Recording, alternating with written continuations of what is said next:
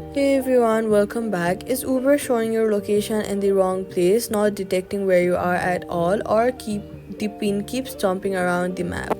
Here's the exact fix. This is one of the most common Uber complaints. First, go to the settings and then go to Uber. Then tap location and make sure that it is set to while using the app, not never or ask next time. If it was set wrong, change it to while using and go back to Uber. Now in the Uber app, tap the location icon on the map to center the pin on your current position. If the pin is still wrong, the issue might be your iPhone's GPS needs a reset. First, go ahead and turn airplane mode on for 15 seconds and then turn it back off. This resets your phone's GPS signal completely. After turning airplane mode off, reopen Uber and your location should lock correctly. Also, make sure that you're not indoors near thick walls.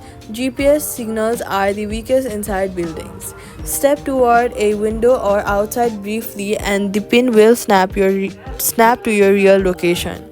So all you gotta do is go to your settings, Uber's location and set it to while using. Then reset GPS with airplane mode. Step outside if needed and your location will lock.